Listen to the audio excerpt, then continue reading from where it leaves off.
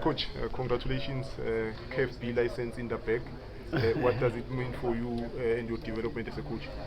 Yeah, I think it means now there's growth, from what I knew, and now there's something being added.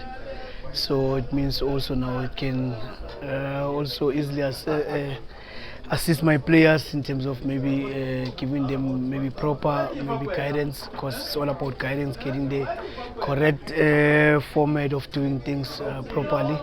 Because I'm coming from an environment where I was playing football. Now I'm a coach, so it means now I am the educator. So being the educator, it means now you need to be able to teach maybe things that will be of relevant into players, whereby players maybe they get elevated. So if I'm elevated now, it means now I can elevate my players. So I like to believe it was a good one, knowledge backed, and on to the next one, which is an A. So and again now it's about practicality and making sure that I put it into practical. Uh, Coach, you played at the highest level for many, many years.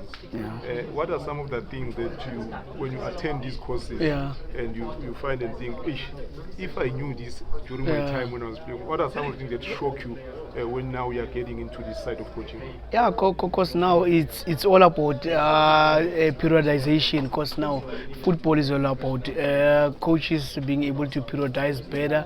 If a coach can periodize better, then it means also the players, if they knew how to periodize maybe better in terms of taking care of themselves better. And also again, I would like to believe that maybe in some instances I've met maybe coaches that felt that maybe they didn't do justice into my development of football. So having maybe a proper maybe coaching or a coach that will probably maybe guide you properly, then it means now the chances of you becoming maybe one of the best, they are higher. So I like to believe that maybe a lot of maybe guidance in terms of a way of doing things, because that's what you gather from these courses, a way of doing things. So which is something that we came and we got that knowledge for it.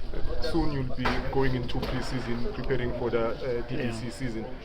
What are some of the things that you've learned in this course that you think in the beginning of your pre-season, I think that you definitely must implement to improve your team?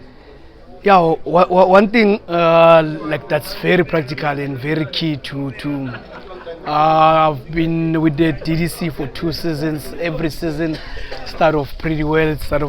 Maybe to finish it becomes a problem. So now it speaks to your prioritization, which is something that at least I've learned a bit about, or I've learned more about, and hoping that maybe a good implementation will work well for the team in terms of maybe making sure that as much as they start well, they need to finish well, or maybe they are able to pick in right moments, because sometimes it's all about maybe making sure that your team picks in right moments, because now if you start well and you don't finish well, it means your team doesn't pick in the right moments. So it's important that you are able to start well and finish off well, so which is the guidelines that we came here for, and I'm hoping that it will come of good value, so that at least I can be able to assist my players. And coach, what are some of the challenges that you as coaches face when it comes to our players' mentality, and how is this course going to help you? Yeah, I think. With that challenges?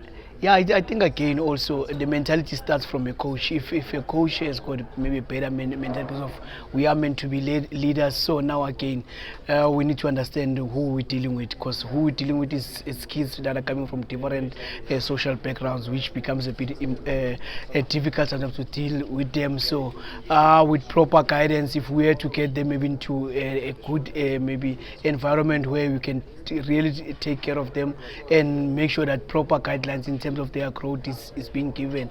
So which is something that maybe I've taken, that maybe again your nutrition, which is key in also maybe your development, which is speaks to your recovery as well, and how a player maybe builds his muscle, and now you know which muscles are needed in order for certain things to happen. So now with that knowledge being gained, so I can maybe definitely try to maybe advise, especially on the nutrition part, because nutrition equals to growth of the player and recovery of the player, so which is something that I've taken.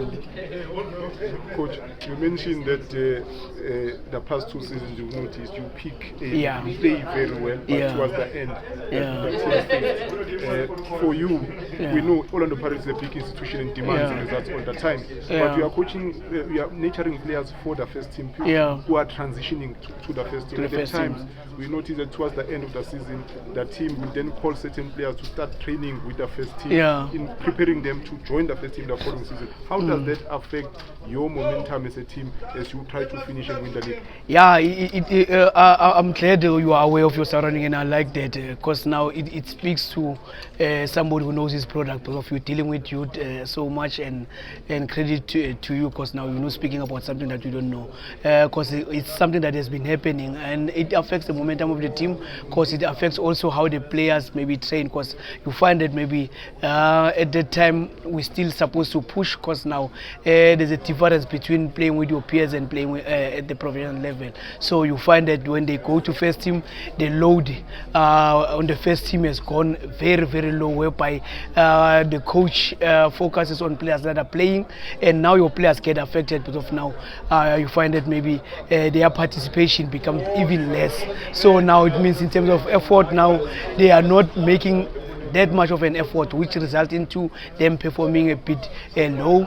And so I like to believe that maybe with proper planning, so that their integration becomes even better. So I'm hoping that maybe if there is a player that's supposed maybe to be promoted, he can also maybe be given maybe a program which will assist this boys, so that at least they know that maybe they need to still keep the fire burning, because of now once they get into that level, they start also relaxing and thinking that they've made it.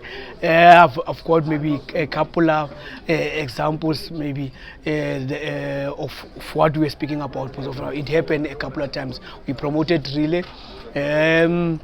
When we brought him down, there was a bit of a struggle up until he found his rhythm, his momentum again. It happened with Nkota again. So which is something that maybe we've taken note of, and we're hoping that maybe we don't repeat the same mistakes. Of course, now we need to manage their load and make sure that at least they still cover their kilometers, irrespective of where they are. Because it's important that they still train properly, even at the end of the season. Because now you find that they started off well.